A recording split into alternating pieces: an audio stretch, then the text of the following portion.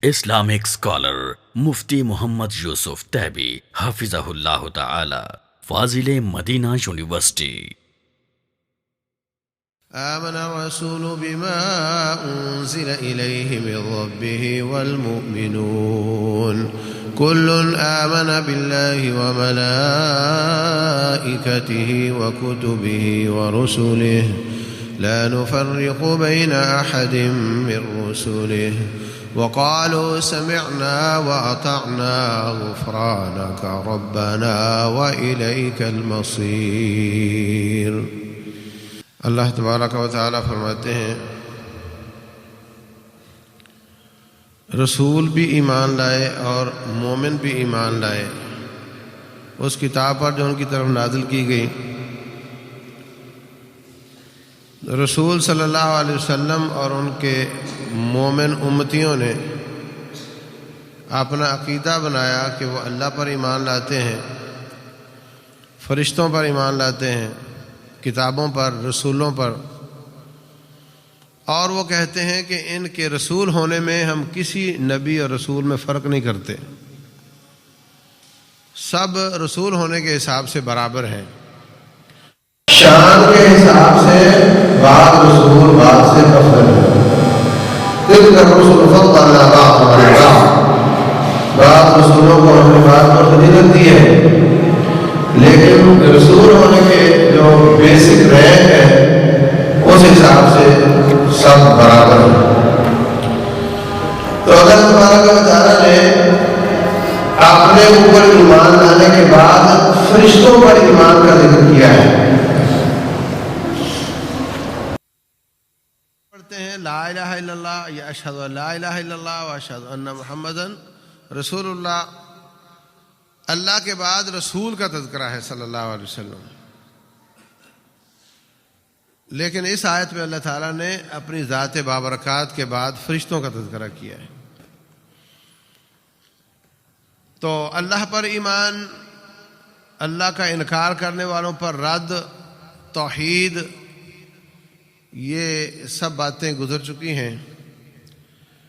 تو جہاں تک تعلق ہے فرشتوں پر ایمان لانے کا، تو اللہ تعالیٰ کے فرشتے یہ اللہ کی مخلوق ہیں.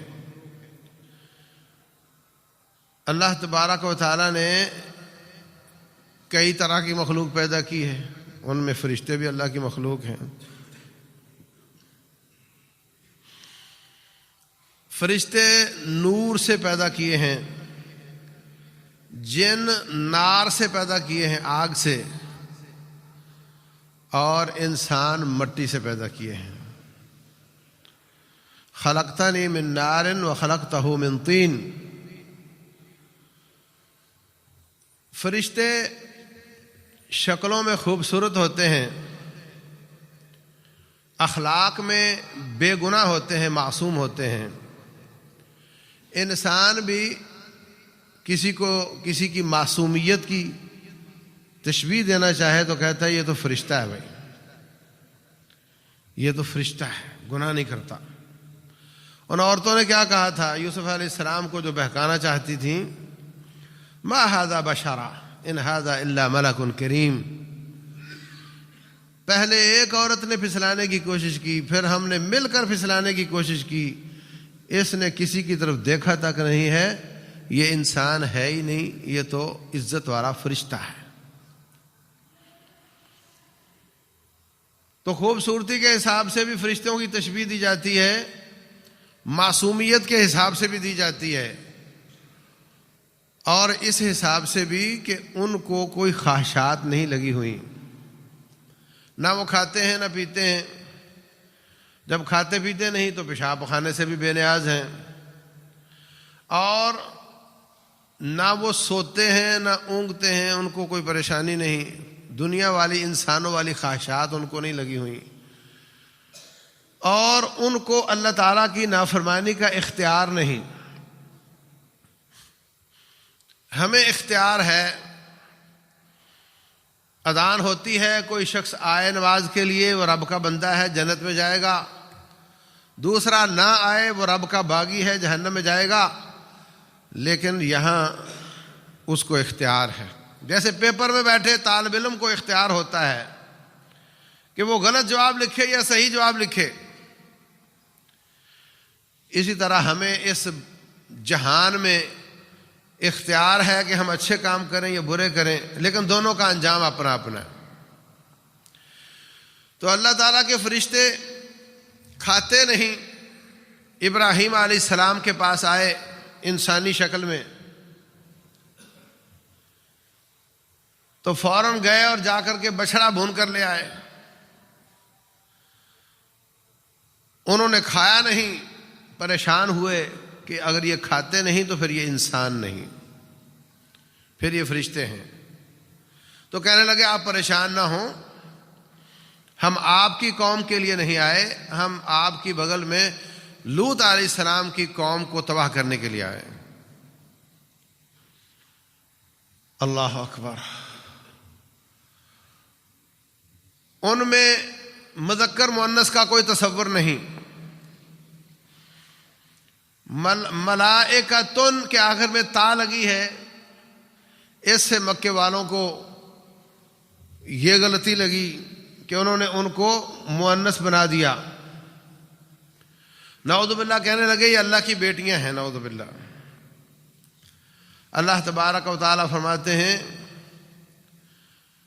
کہ قریب ہے کہ اوپر سے آسمان پھٹ جائے، وَتَخِرُّ الْجِبَالُ هَدًّا، زمین بھی پھٹ جائے اور پہاڑ بھی گر جائیں اس جملے سے کہ تم یہ کہو کہ اللہ تعالیٰ کی اولاد ہے۔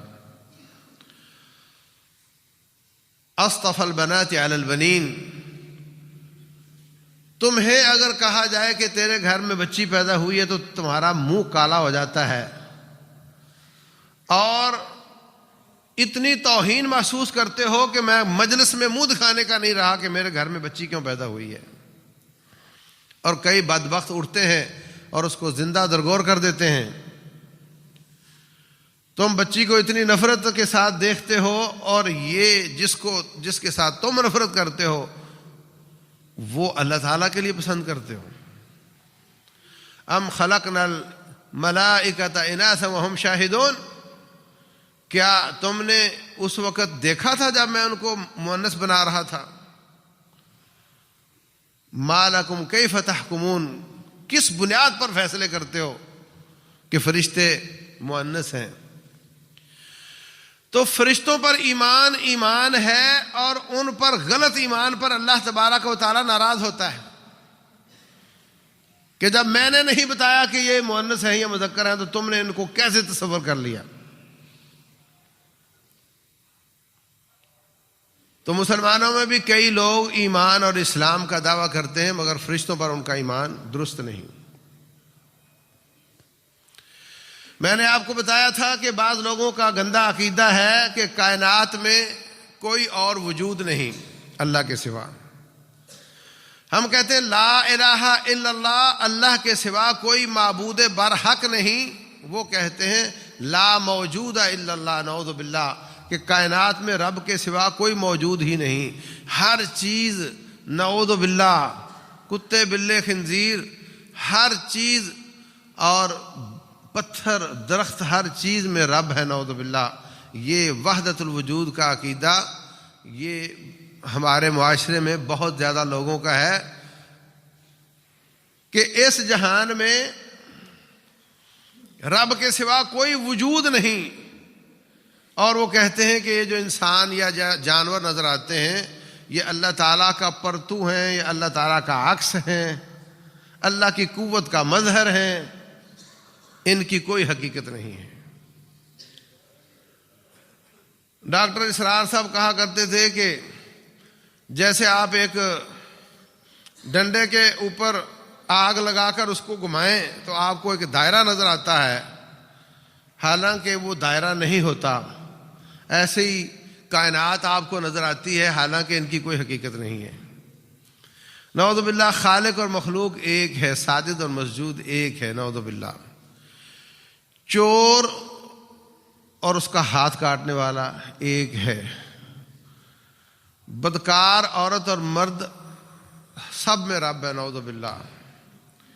یہ گندا عقیدہ ہے، اور سر سید احمد خان کا عقیدہ یہ ہے کہ جو ان لوگوں کا وحدت الوجود کا عقیدہ انسانوں کے بارے میں ہے یا دنیا کی تمام مخلوقات کے بارے میں ہے، سر سید کا یہی عقیدہ فرشتوں کے بارے میں ہے۔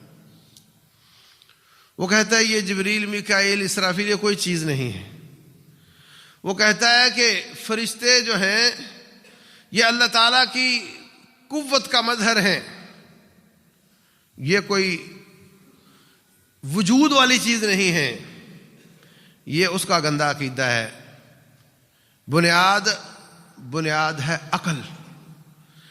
اللہ تعالیٰ اس کے رسول صلی اللہ علیہ وسلم کی بات کے مقابلے میں اپنی عقل۔ انا للہ و انا الیہ راجعون۔ تو میرے عزیز بھائیوں، ہمارا عقیدہ یہ ہے کہ فرشتے واقعتاً وجود رکھتے ہیں، وہ خالق سے الگ ہیں، مخلوق ہیں۔ ان میں سب سے جو عزت والا فرشتہ ہے اس کا نام جبریل امین ہے۔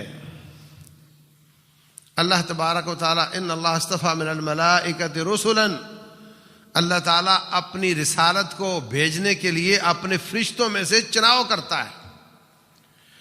جیسے اپنی رسالت کے لیے انسانوں میں سے چناؤ کرتا ہے، کسی کو رسول کسی کو نبی بناتا ہے، ایسے ہی وہ پیغام انسانوں تک پہنچانے کے لیے بھی اللہ تبارک و تعالیٰ فرشتوں میں سے چناؤ کرتا ہے۔ تو جبریل امین کو اللہ تبارک و تعالیٰ نے رسالت بھیجنے کے لیے مقرر کیا ہے۔ اسرافیل یہ وہ فرشتہ ہے جس کو اللہ تعالیٰ نے سور پھونکنے کی ڈیوٹی دی ہے۔ اللہ اکبر۔ بڑے بڑے بادشاہوں کے ہر شہر میں محل ہوتے ہیں، اور وہ محل اس کا عملہ کام کر رہا ہوتا ہے۔ بادشاہ نے سال میں ایک بار آنا ہے اور کئی سالوں میں آنا ہی نہیں ہے، مگر ان کی تنخواہیں چل رہی ہوتی ہیں۔ رب ذوالجلال بادشاہوں کا بادشاہ ہے۔ ایک ڈیوٹی ہے جو زندگی میں ایک بار کام کرنے کا ہے، بس اس پر حضرت اسرافیل کی ڈیوٹی ہے۔ اور رسول اللہ صلی اللہ علیہ وسلم فرماتے ہیں کیف انعم وقد التقم صاحب القرن القرن، میں دنیا میں کیسے نخرے کروں، کیسے ناز و نعمت میں رہوں۔ جس طرح پیسہ زیادہ آ جائے تو کوٹھی اچھی ہو جاتی ہے، علاقہ اچھا ہو جاتا ہے، بچوں کا سکول اچھا ہو جاتا ہے، اور پیسے زیادہ آ جائیں تو پھر غیر ملک کے دورے شروع ہو جاتے ہیں، اور پیسہ زیادہ آئے تو نخرے بڑھتے جاتے ہیں۔ رسول اللہ صلی اللہ علیہ وسلم پر آخری زمانہ جو تھا اس میں آپ کے پاس پیسہ مدینے میں سب سے زیادہ تھا، مگر آخری دن بھی اپنی زرہ گروی رکھ کر اپنی بیویوں کے لیے ایک یہودی سے جو لیے ہوئے تھے، صدقہ ہی کرتے چلے جاتے تھے، صدقہ ہی کرتے چلے جاتے تھے۔ جتنی زیادہ آمدن اتنا زیادہ خرچہ، بلکہ اس سے بھی زیادہ خرچہ، یہ ہمارا قانون ہے۔ اور رسول اللہ صلی اللہ علیہ وسلم کا یہ ہے کہ جتنی زیادہ آمدن اتنا زیادہ صدقہ، اور اپنے گھر اسی طرح فاقہ مستی میں رہیں گے۔ ان کو بہت کچھ دیتے تھے مگر وہ بھی صدقہ ہی کرتی چلی جاتی تھی ہماری مائیں رضی اللہ عنہن۔ تو فرمایا میں جتنا آمدن آتی اتنا اپنے اوپر لگاتا جاؤں، بادشاہی اختیار کر لوں، سٹیٹس مینٹین کر لوں، نخرے شروع کر دوں۔ کیوں شروع کر دوں؟ صورتحال تو اتنی گمبھیر ہے۔ وقد التقم صاحب القرن القرن، وہ باجا جس میں پھونک مارنے سے ساتوں زمینوں اور ساتوں آسمان کی ساری مخلوق تباہ ہو جانی ہے، اس فرشتے نے وہ باجا اپنے منہ میں لیا ہوا ہے، اور تاک کر بیٹھا ہوا ہے، رب ذوالجلال کی طرف دیکھ رہا ہے۔ اور جب سے ڈیوٹی ملی ہے اس نے آنکھ جھپکی نہیں، آنکھ نہیں جھپکی کہ اگر میں بند کروں اور ادھر سے رب کا آرڈر ہو جائے میں اتنا بھی لیٹ نہ ہو جاؤں۔ جیسے اللہ تعالیٰ کا حکم ہوگا فوراً اس میں پھونک مارے گا. وَنُفِخَ فِي الصُّورِ فَصَعِقَ مَنْ فِي السَّمَاوَاتِ وَمَنْ فِي الْأَرْضِ. ساتوں زمینوں اور ساتوں آسمان کی مخلوق تباہ ہو جائے گی. ایک فرشتہ ہے جبریل، ایک اسرافیل اور ایک میکائیل، یہ بارشوں کا ذمہ دار ہے. اور ایک نام معروف ہے عزرائیل کہ یہ لوگوں کی روحیں قبض کرتا ہے. ایسا نہیں ہے، یہ نام ثابت شدہ نہیں ہے. اللہ نے جو نام لکھا ہے قرآن میں، قُلْ يَتَوَفَّاكُمْ مَلَكُ الْمَوْتِ الَّذِي وُكِّلَ بِكُمْ، تمہیں موت دیتا ہے ملک الموت، اس کا نام موت کا فرشتہ ہے. ایسے ہی جنت کے نگران کا نام رضوان ہے، یہ بھی ثابت شدہ ہے. ایسے ہی جہنم کے نگران کا نام مالک ہے. وَنَادَوْا يَا مَالِكُ لِيَقْضِ عَلَيْنَا رَبُّكَ، جہنمی جہنم کے داروغہ سے کہیں گے اے مالک اپنے رب سے کہہ دو کم از کم موت ہی دے دے. کتنی مدتوں کے بعد جواب دے گا؟ قال انکم ماکثون، اللہ نے یہ جواب دیا ہے کہ تمہیں ایسے ہی رہنا پڑے گا. لا یموت فیہا ولا یحیا، نہ زندگی ہوگی نہ موت ہوگی. لا یقضى علیہم فیموتوا ولا یخفف عنہم من عذابہا، نہ تو ان کی موت کا فیصلہ ہوگا اور نہ موت کے ڈر سے عذاب میں کمی لائی جائے گی. تو یہ فرشتے ہیں جن کا نام ذکر ہوا ہے کتاب و سنت میں. اس کے علاوہ جبریل امین کی بھی پوری ٹیم ہے، اور بھی لوگ بسا اوقات پیغام لے کر آتے ہیں. جیسے پہاڑوں کا فرشتہ پیغام لے کر آیا تھا کہ طائف والوں نے آپ کے ساتھ جو سلوک کیا ہے وہ اللہ تعالیٰ نے دیکھ لیا ہے، اگر آپ اجازت دیں تو میں اس بستی بنو ثقیف کے دونوں طرف کے پہاڑوں کو آپس میں ملا کر کے ان کو ملیا میٹ کر دیتا ہوں. لیکن رسول اللہ صلی اللہ علیہ وسلم نے فرمایا نہیں، میں اس کی اجازت نہیں دیتا. میں تمنا کرتا ہوں کہ اللہ تعالیٰ یہ نہیں تو ان کی اولاد سے ایسے لوگوں کو پیدا کرے گا جو اللہ تعالیٰ اور اس کے رسول پر ایمان لانے والے ہوں گے. اسی طرح ملک الموت کی بھی پوری ٹیم ہے. وَلَوْ تَرَىٰ إِذْ يَتَوَفَّى الَّذِينَ كَفَرُوا الْمَلَائِكَةَ يَضْرِبُونَ وُجُوهَهُمْ وَأَدْبَارَهُمْ وَذُوقُوا عَذَابَ الْحَرِيقِ. اے نبی صلی اللہ علیہ وسلم، کاش آپ دیکھیں، اے مخاطب کاش تم دیکھو، اذ يتوفى الذين كفروا الملائكة، جب فرشتے کافروں کی جنت کی روح نکالتے ہیں. فرشتے ایک نہیں زیادہ. جب کافروں کی روح، باغیوں کی، نافرمانوں کی، مشرکوں کی، بدعات میں، شرکیات میں، کفریات میں اٹے ہوئے لوگوں کی روح نکالی جاتی ہے، یضربون وجوہہم وادبارہم، کوئی فرشتہ اس کو تھپڑ مار رہا ہوتا ہے، کوئی اس کی پیٹھ پہ مار رہا ہوتا ہے، اور اس کی روح اپنے جسم کے اندر چھپتی پھرتی ہے. جیسے چور کو پولیس لینے کے لیے آتی ہے، وہ اپنے گھر میں چھپتا پھرتا ہے اور آخر نکال لیا جاتا ہے، ایسے ہی وہ جسم کے کونوں خدروں میں چھپتی پھرتی ہے، نکلنا نہیں چاہتی. پھر اس کی پٹائی کرتے ہیں اور اس کے بعد پھر وہ نکلتی ہے. ایسے رسول اللہ صلی اللہ علیہ وسلم فرماتے ہیں جیسے گیلی اون کو، پانی لگے ہوئی اون کو کانٹے دار لوہے پر رکھ کر کھینچا جائے تو وہ تار تار ہو جاتی ہے، ایسے ہی ان کی روح جسم میں تار تار ہو جاتی. آپ دیکھو پاؤں ہل رہا ہے، سانس نہیں آ رہا، ہاتھ ہل رہا ہے، پاؤں کی جان نکل گئی ہے، آنکھ نہیں دیکھ رہی، سانس چل رہا ہے. یہ روح ٹکڑے ٹکڑے ہے، کچھ حصے میں ہے کچھ میں نہیں ہے، وہ تار تار ہو کر نکلتی ہے. اس کے مقابلے میں جب وہ مومنوں کی روح نکالتے ہیں تو فرمایا ایسے جیسے مشکیزہ الٹا لٹکا ہو، نیچے اس کے دھاگا باندھا ہو اور تھوڑا سا دھاگا ڈھیلا کرو تو پانی فوراً نکلنا شروع ہو جاتا ہے، ایسے مومن کی روح نکلتی ہے. اللہ اکبر. اور اس کو بہت تھوڑی تکلیف ہوتی ہے. تو میرے عزیز بھائیوں،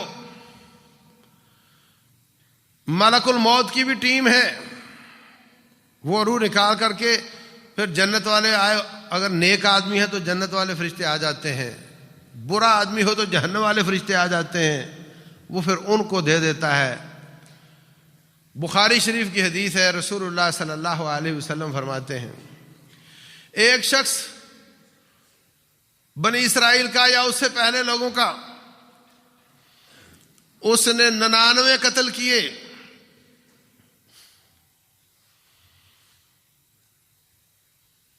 پھر ایک صوفی صاحب کے پاس گیا، کہتا ہے میں نے 99 بندے قتل کیے ہیں، حل لی من توبہ، اب میری توبہ ہو سکتی ہے؟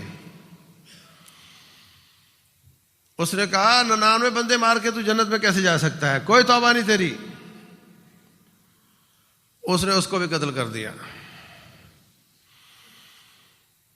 پھر کسی عالم دین کے پاس گیا، اب بعض لوگ علماء نہیں ہوتے اور فتوے چھوڑتے ہیں، ان کو ڈرنا چاہیے، جان بھی جا سکتی ہے۔ وہ کہنے لگا جب تک تیری سانس کی آمد و رفت ہے اس وقت تک تیرے اور تیرے رب کے بیچ میں کون آ سکتا ہے؟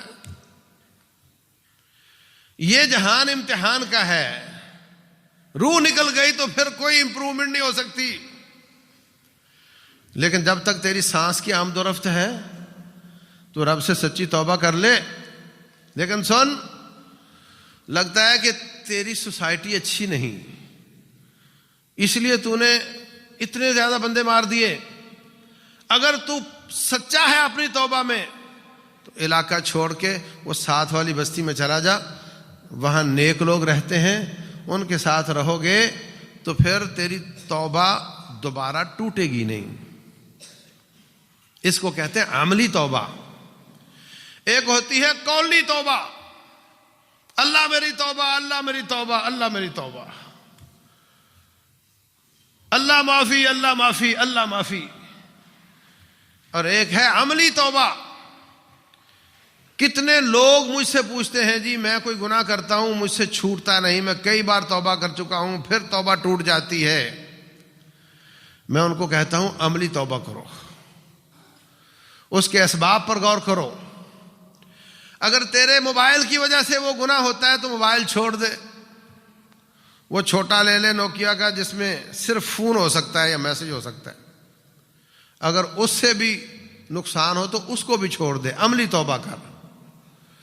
اگر تیرے برے دوستوں کی وجہ سے ایسا ہوتا ہے تو دوست چھوڑ دے۔ اگر تیرا محلہ اس طرح کا ہے تو گاؤں دیہات چھوڑ دے، کسی اور علاقے میں چلا جا، عملی توبہ کر اور رب ذوالجلال کو دکھا کہ میں واقعتاً توبہ کرنا چاہتا ہوں، تو پھر اللہ تبارک و تعالیٰ تجھے توفیق دے دے گا۔ اگر ہم میں سے کوئی ہوتا، مفتی صاحب نے کہا علاقہ چھوڑ دے، تو وہ کہتا اچھا مکان پہ لکھ دیتا برائے فروخت، دیکھتا ہوں کرتا ہوں، کلوز کرنا کوئی آسان تو نہیں ہوتا، میں نے 50 سال یہاں گزارے ہیں، اچھا ریٹ لگے گا تو پھر دوں گا، پھر میں جاؤں گا۔ اس آدمی کو جب یہ نظر آیا کہ میری توبہ قبول ہو سکتی ہے، اس کو روشنی نظر آئی، اس نے آؤ دیکھا نہ تاؤ، تھوڑا سا کو پیسہ ویسا کو تھوڑا خوراک لی، کندھے پہ رکھی اور فوراً نکل کھڑا ہوا۔ بخاری شریف میں ہے، رسول اللہ صلی اللہ علیہ وسلم فرماتے ہیں اب ایک بستی سے باہر نکلا تھا، موت کا وقت آ گیا، ملک الموت نے اس کی روح نکال لی، جنت والے فرشتے آگے کہتے ہیں یہ سچی توبہ کر کے مرا ہے، ہم لے کر جائیں گے۔ جہنم والے فرشتے آ گئے، یہ 100 کا قاتل ہے، ہم لے کر جائیں گے۔ کیس رب ذوالجلال کی طرف گیا، اللہ نے فرمایا جاؤ جا کر ماپ لو، اگر وہ نیکوں کی بستی کے قریب ہے تو جنت والوں کو دے دو، اگر برے لوگوں کی بستی کے قریب ہے تو جہنم والوں کو دے دو۔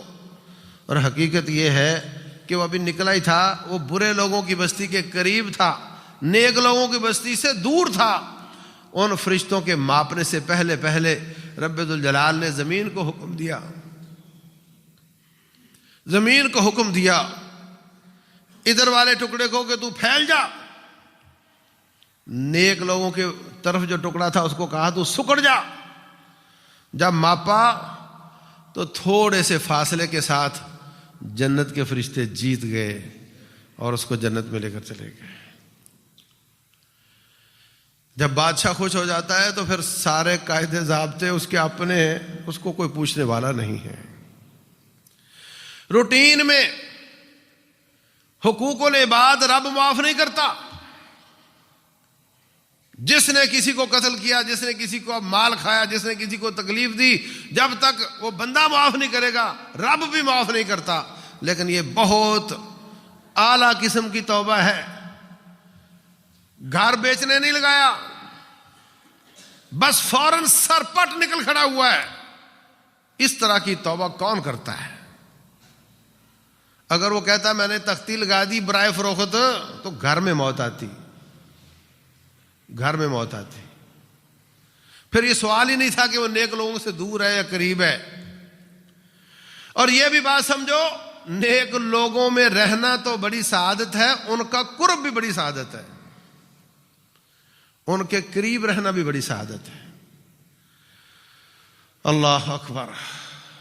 تو یہ فرشتہ اس نے روح نکالی، جنت کے فرشتے لینے آ گئے، جہنم والے لینے آ گئے، یہ سب فرشتے ہیں، ان سب پر ایمان لانا ہم پر واجب ہے۔ فرشتے اپنی تخلیق کے حساب سے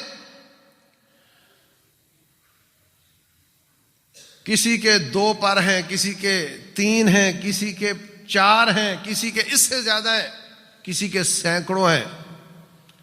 اللہ فرماتے ہیں جاعل الملائکۃ رسلا اولی اجنحۃ مثنی وثلاث ورباع ویزید فی الخلق ما یشاء۔ اللہ تعالیٰ نے بعض فرشتے 2 پر والے، بعض 3 والے، بعض 4 والے، اور کچھ اس سے بھی زیادہ پروں والے بنائے ہیں جن کے ساتھ وہ اڑتے ہیں۔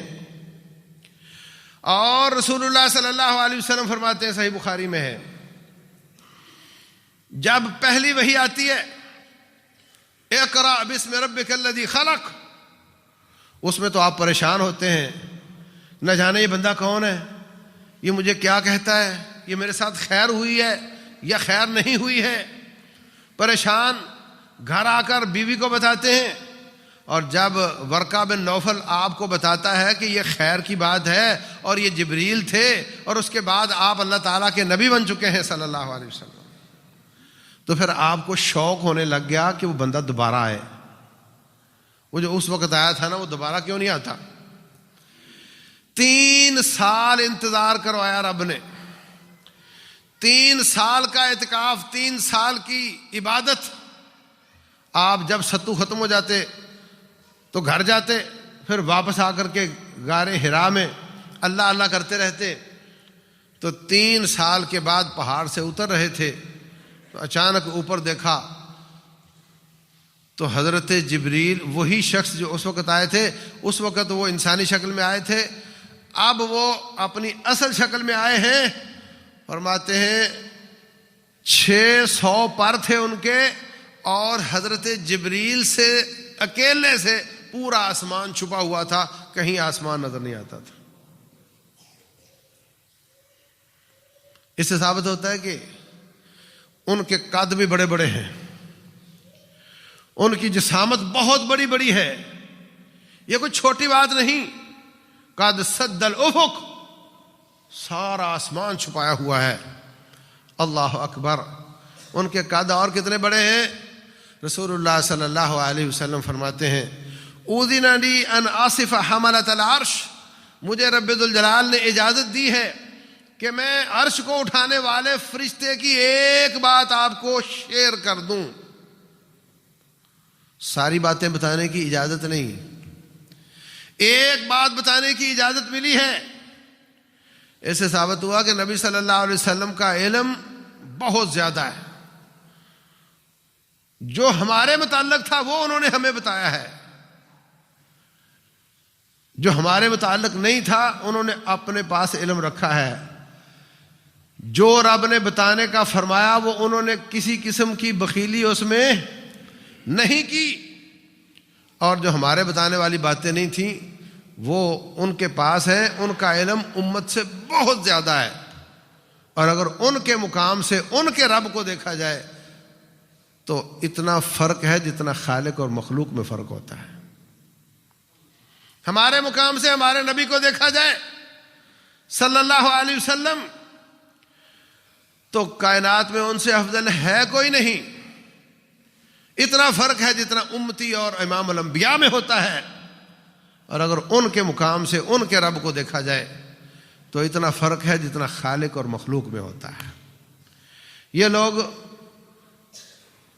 یہاں بڑی گڑبڑ کر جاتے ہیں. رسول اللہ صلی اللہ علیہ وسلم کو رب ذوالجلال کے برابر قرار دینے کی کوشش کرتے ہیں. ایسا ہرگز نہیں ہے. تو عزیز بھائیوں، فرشتے بہت بڑے بڑے، فرمایا 8 فرشتوں نے رب ذوالجلال کے عرش کو اٹھایا ہوگا. وَيَحْمِلُ عَرْشَ رَبِّكَ فَوْقَهُمْ يَوْمَئِذٍ ثَمَانِيَةٌ. اپنے اوپر 8 فرشتوں نے رب کے عرش کو اٹھایا ہوگا. اللہ اکبر. 8، صرف 8. اور یہ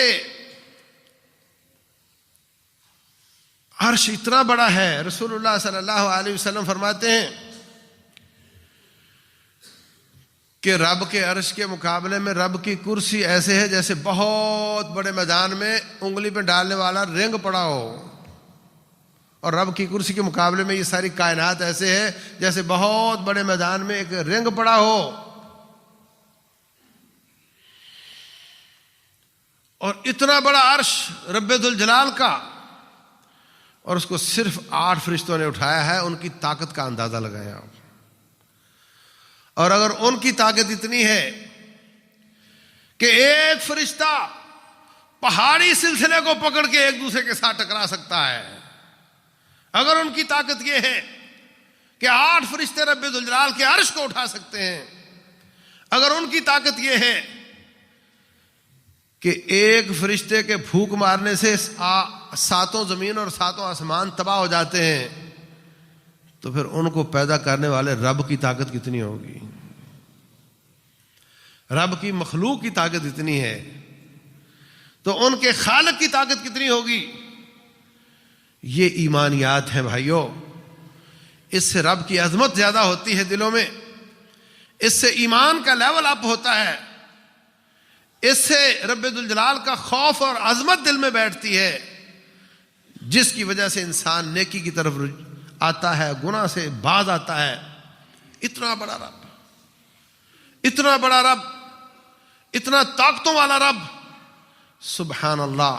فرمایا وہ ایک فرشتہ جنہوں نے اللہ کا عرش اٹھانا ہے، ان میں سے ایک فرشتے کی ایک بات یہ ہے، ما بین شحمت اذنہ الی عاتقہ، یہ کان کے نرم حصے سے لے کر کندھے تک کا فاصلہ مسیرۃ 700 عام، 7 صدیاں کوئی چلتا رہے تب اس کو طے کر سکتا ہے.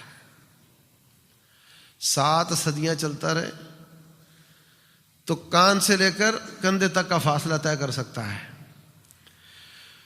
کتنا بڑا ہوگا؟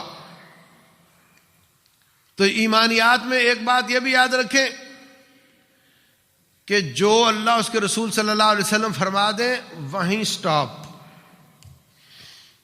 اب اس حدیث سے ثابت ہوتا ہے کہ اس کے کان ہیں، یہ بھی ثابت ہوتا ہے اس کے کندھے بھی ہیں،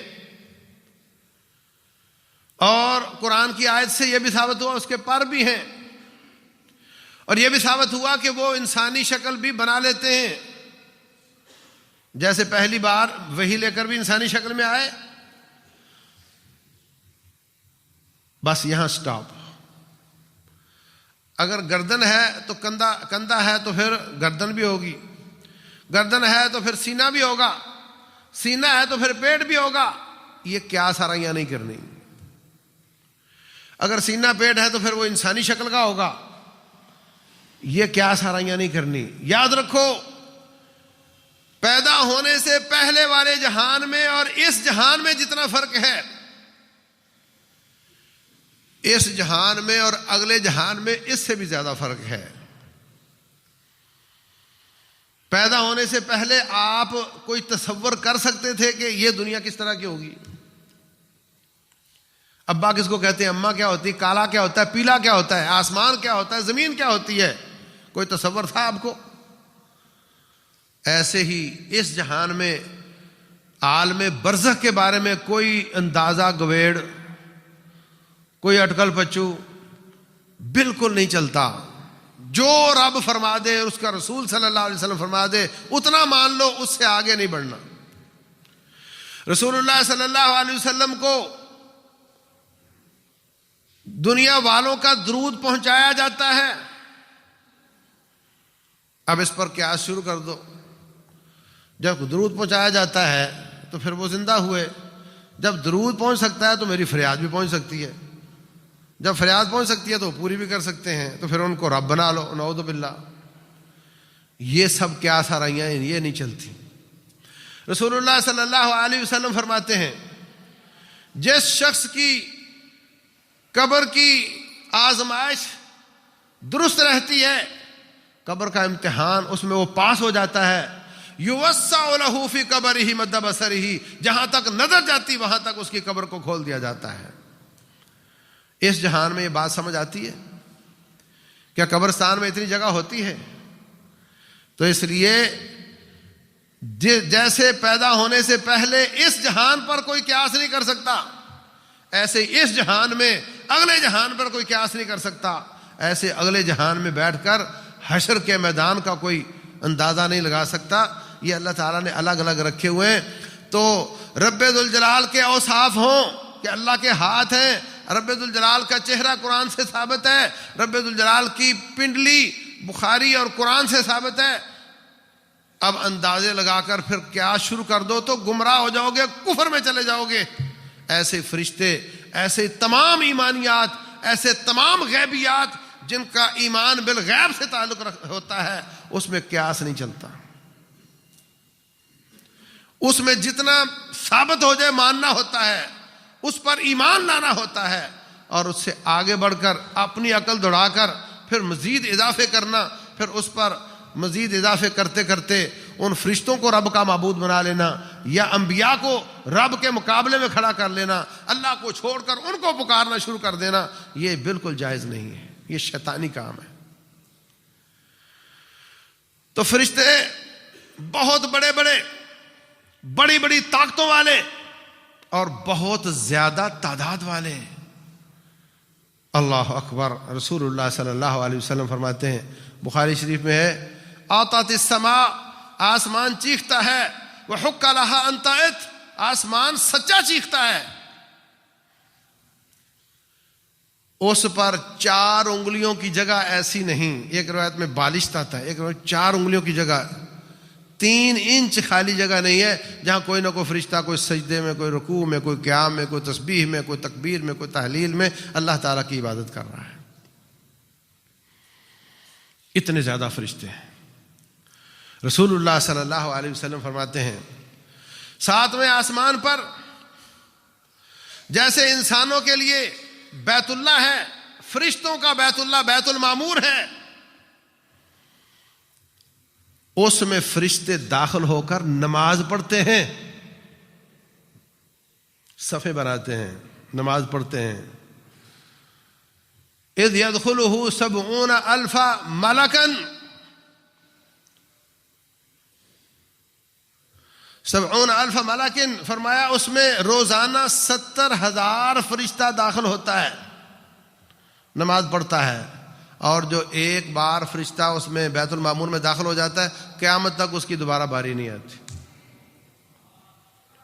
اللہ اکبر۔ کتنے زیادہ ہوں گے، تعداد میں کتنے زیادہ ہوں گے، اللہ اکبر۔ اور رسول اللہ صلی اللہ علیہ وسلم فرماتے ہیں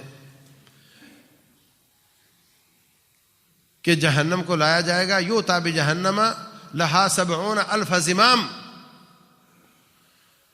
جہنم کو لایا جائے گا، اس کی 70,000 لگامیں ہوں گی، اور ہر لگام کو 70,000 فرشتے نے تھاما ہوا ہوگا، اور پھر بھی وہ قابو سے باہر ہو رہی ہوگی۔ کتنی زیادہ تعداد ہوگی ان کی۔ اتنے زیادہ قد والے، اس قدر زیادہ مضبوط جسم والے، اس قدر زیادہ طاقتوں والے، اس قدر زیادہ تعداد والے، اور ذرا برابر رب کی بغاوت نہیں کرتے، نافرمانی نہیں کرتے، جو رب حکم دیتا ہے کرتے چلے جاتے ہیں۔ اللہ اکبر، لا یعصون اللہ ما امرہم ویفعلون ما یؤمرون، جو رب فرماتا ہے وہی کرتے ہیں، ذرا ادھر ادھر نہیں ہوتے۔ اگر تجھے رب نے کنٹرول کرنا ہوتا تو تیرا کنٹرول تو بڑا ہی آسان تھا۔ چھوٹا سا کرونا بھیجا تھا، سب سیدھے ہو گئے جناب، نظر نہیں آتا مگر ہے، اور سب کو سیدھا کر دیا اس نے۔ کیا امریکہ اور کیا چائنا اور کیا روس، چھوٹا سا مچھر جب آتا ہے تو پھر حکومت کہہ رہی ہوتی ہے عورتوں کو کہ پورا لباس پہنو،